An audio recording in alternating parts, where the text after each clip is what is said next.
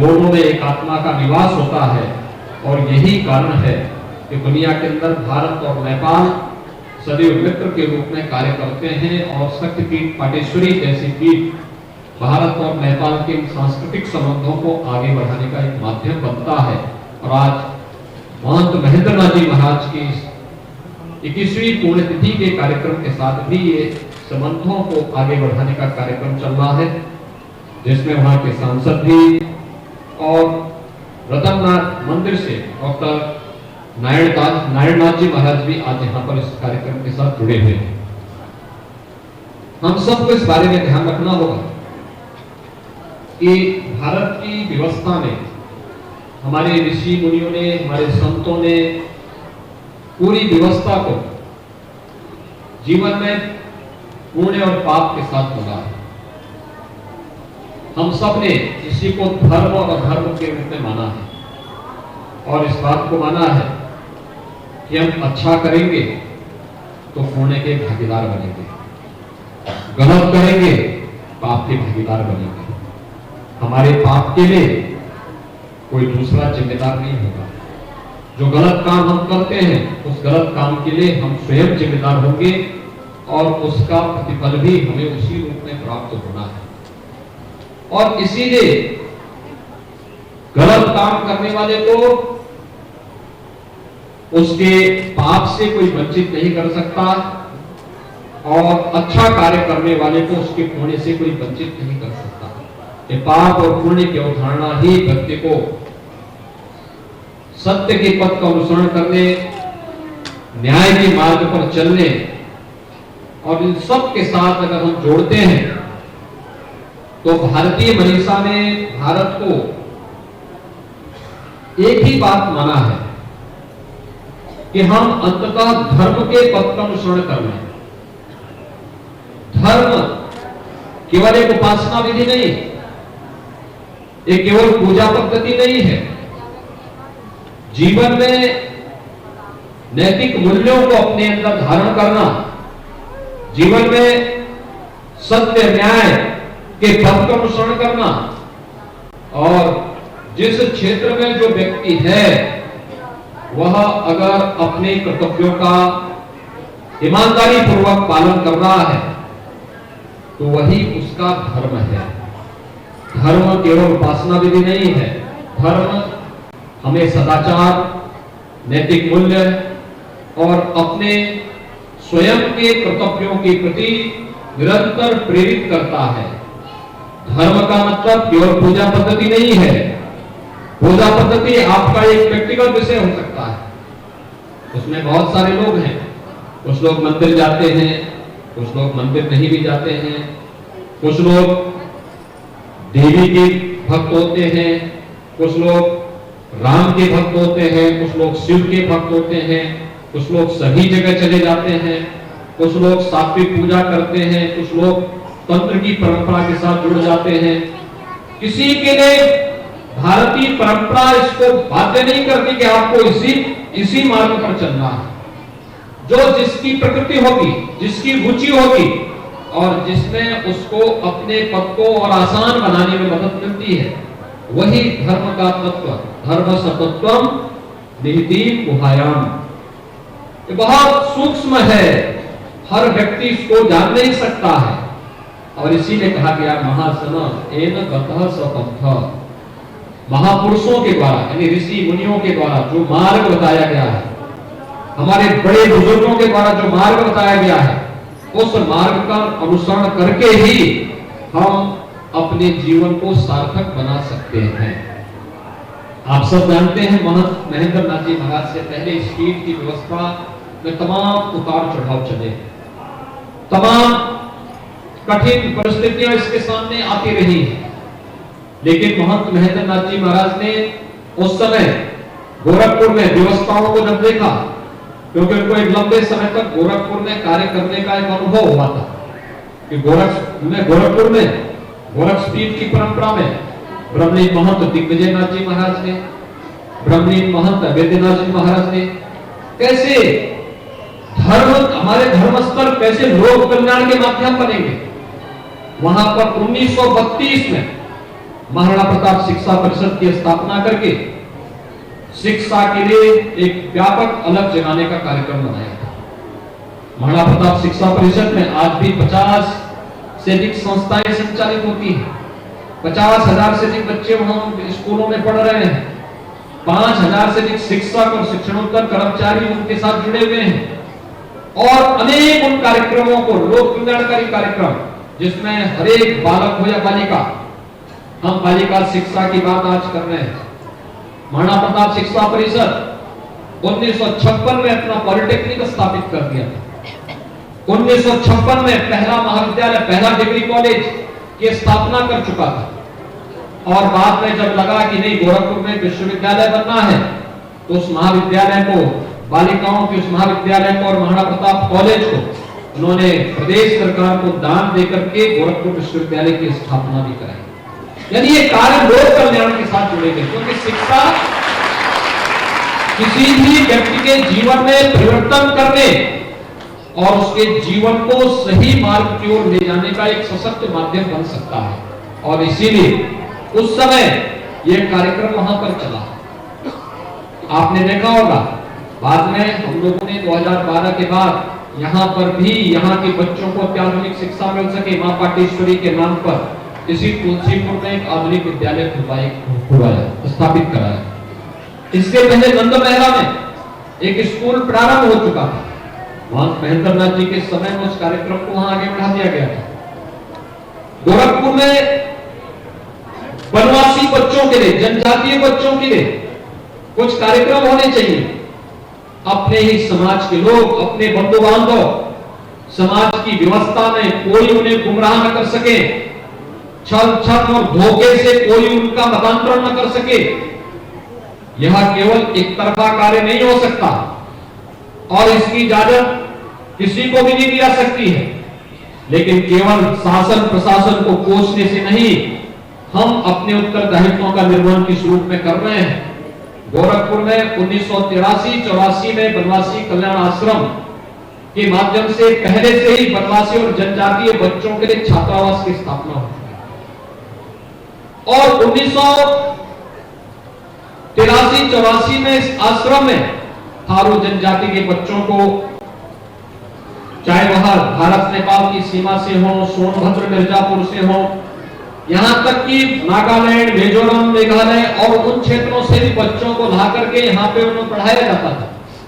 और उसके बाद फिर उसी तर्ज पर इस पीठ में भी 1994-95 से थारू जनजाति के बच्चों के लिए छात्रावास की स्थापना हुई, जहां पर बच्चे यहां पर आकर के परिवार के लोगों से बच्चों को ला करके पढ़ाया जाता है। फिर अवकाश के दिनों में बच्चे अपने घरों को वापस जाते हैं और अब तो उनके लिए यहाँ पर एक विद्यालय भी स्थापित हो चुका है, जिस विद्यालय के माध्यम से उनको अत्याधुनिक शिक्षा प्रदान करने की व्यवस्था यहाँ पर प्रदान कर दी गई है। गोरखपुर में उन्होंने देखा कि गोरखपुर में चिकित्सालय बहुत पहले से चल रहा है और अच्छी व्यवस्था के साथ चल रहा है, तो ऐसे ही देवी पाटन में भी चिकित्सालय की स्थापना होनी चाहिए। मंदिर का स्वरूप किस रूप में होना चाहिए, गो सेवा का माध्यम बनना चाहिए और भी अन्य अनेक कार्यक्रमों को उन्होंने उस समय प्रारंभ किया। और कहीं भी कोई समस्या आती थी तो उस समय गोरखपुर में आकर के ब्रह्मलीन महंत नवेद्यनाथ जी महाराज का सानिध्य और आशीर्वाद प्राप्त करके वे निरंतर लोक कल्याण के इस पथ पर आगे बढ़ते रहे। आज वही कारण है कि शक्तिपीठ देवी पाटन की परंपरा में अनेक यहाँ पर महंत आए होंगे, लेकिन लोक कल्याण के लिए जिसने अपने को होम किया हम उसी का स्मरण करते हैं। और महंत महेंद्र नाथ जी ने निस्वार्थ भाव के साथ अपने आप को लोक कल्याण के इस पथ का अनुगामी बना करके एक एक व्यक्ति के कल्याण के लिए, व्यक्ति का एक व्यक्ति विशेष के लिए नहीं, जाति विशेष के लिए नहीं, मत और मजहब विशेष के लिए नहीं, लोक कल्याण के लिए, मानवता के कल्याण के लिए, शिक्षण संस्थाओं की स्थापना के लिए, स्वास्थ्य की बेहतर सुविधा के लिए, गो सेवा के लिए, मंदिर का स्वरूप किस रूप में दिव्य और भव्य होना चाहिए, इन सब के लिए जो कार्य आगे बढ़ाया था, आज उसका एक स्वरूप यहाँ पर देखने को मिल रहा है। वर्तमान में महंत मिथिलेश नाथ जी महाराज की देखरेख में व्यवस्था यहाँ पर अच्छे ढंग से आगे बढ़ रही है। आप सब जिस रूप में सहयोग दे रहे हैं और कार्यक्रम इस रूप में आगे बढ़ना चाहिए। आज के इस अवसर पर जो साप्ताहिक कार्यक्रम ब्रह्मलीन महंत महेंद्र नाथ जी महाराज की 21वीं पुण्यतिथि के अवसर पर यहाँ पर आज संपन्न हुआ है, मैं इस अवसर पर ब्रह्मलीन महंत महेंद्र नाथ जी महाराज को उनकी पावन पुण्यतिथि के अवसर पर विनम्र श्रद्धांजलि अर्पित करता हूं और विश्वास व्यक्त करता हूं कि आप सभी लोग इस मंदिर की व्यवस्था के साथ जुड़ करके लोक कल्याणकारी कार्यक्रमों को, चाहे वह शिक्षा का हो, स्वास्थ्य का हो, गोरक्षा का हो, यहाँ के थारू बच्चों के लिए दी जाने वाली व्यवस्था को आगे बढ़ाने का हो, इन सभी कार्यक्रमों के साथ जुड़ करके इन्हें सफलता की नई ऊंचाइयों तक पहुंचाने का कार्य करेंगे। मैं आज के इस अवसर पर आप सभी को हृदय से बधाई देता हूं, अपनी शुभकामनाएं देता हूं, क्योंकि आज देश का संविधान का दिवस भी है। भाइयों बहनों, आज ही के दिन 72 वर्ष पहले भारत ने अपना संविधान के निर्माण के कार्य को पूरा किया था 26 नवंबर 1949 को, और फिर 26 जनवरी 1950 को भारत ने अपना संविधान अंगीकार किया था, स्वीकार किया था।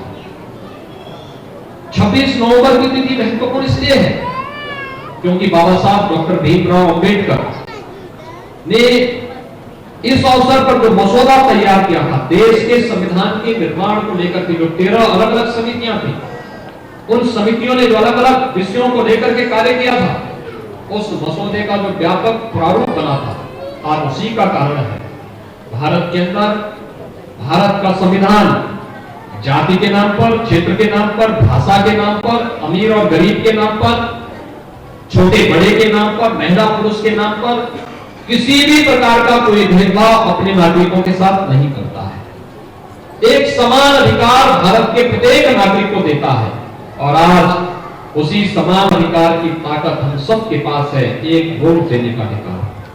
ये वोट व्यक्ति के जीवन को, समाज के जीवन को, राष्ट्र के जीवन को बदल भी सकता है, बिगाड़ भी सकता है। अच्छे लोगों को चुनेंगे, अच्छी सरकारें बनेगी, अच्छी सरकारें बनेगी, लोक कल्याण के कार्य होंगे, विकास के कार्य होंगे, सुरक्षा का माहौल बनेगा।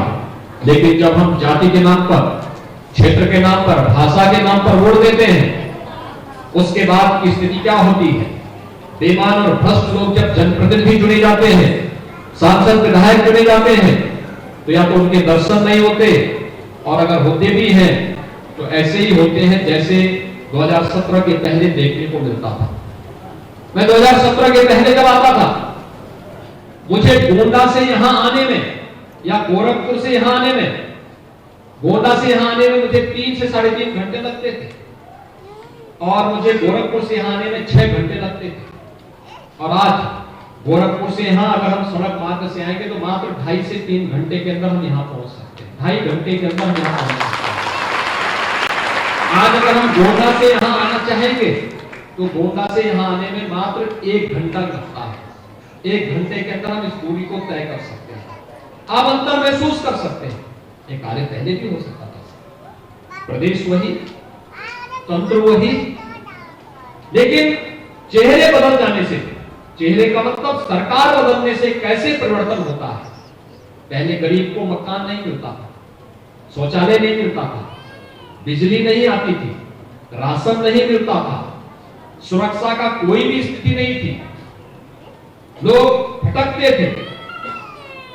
लेकिन आज हर जरूरतमंद को मकान दिया जा रहा है, हर गरीब के घर में शौचालय बनाया जा रहा है, हर गरीब को फ्री में राशन की सुविधा उपलब्ध कराई जा रही है।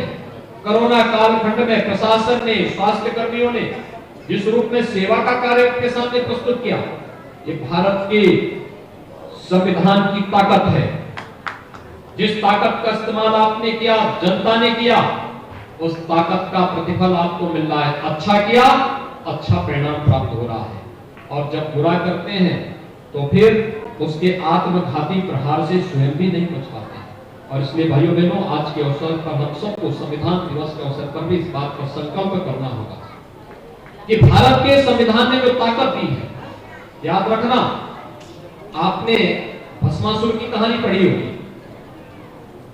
भस्मासुर भगवान शिव से आशीर्वाद तो ले लिया, लेकिन बाद में भगवान शिव को ही भस्म करने के लिए वह उतावला हो गया। भ्रष्ट जनप्रतिनिधि भी भस्मासुर से कम नहीं होते हैं। वह भस्मासुर बनकर के जिस जनता के द्वारा चुना जाता है, उसी को फिर वह भस्म करने को उतारू हो जाते हैं। उसी को निगलने के लिए, उसी की योजनाओं को हड़पने में अपनी पूरी ताकत लगाते हैं। इसलिए किसी भस्मासुर को पैदा नहीं होने देना है।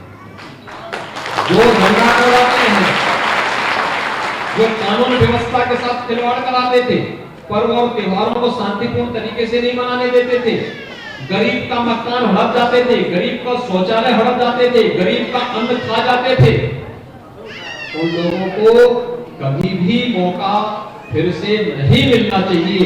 यह एक संकल्प संविधान दिवस के अवसर पर प्रत्येक भारतीय को करना होगा, प्रत्येक उत्तर प्रदेश वासी को करना होगा, प्रत्येक प्रवासियों को करना होगा। इस विश्वास के साथ आप सबको संविधान दिवस की भी मैं हार्दिक बधाई और शुभकामनाएं देता हूं। महंत महेंद्र नाथ जी महाराज के को अपनी ओर से विनम्र श्रद्धांजलि अर्पित करते हुए अपनी वाणी को विराम देता हूं। मां पाटेश्वरी के चरणों में कोटि कोटि नमन करते हुए अपनी वाणी को यहीं पर देता हूं विराम। धन्यवाद। जय जय श्री राम। आप सब मंदिर में यहाँ पर बलरामपुर से मुख्यमंत्री योगी आदित्यनाथ यहाँ पर जुड़े हुए थे और लगातार संबोधित कर रहे थे, सभी को बता रहे थे कि किस तरह से चेहरे बदलने के बाद विकास योजनाएं बदल जाती हैं और पूरे प्रदेश की तस्वीर भी बदल जाती है। वक्त छोटे से ब्रेक का है, जल्द हाजिर होते हैं।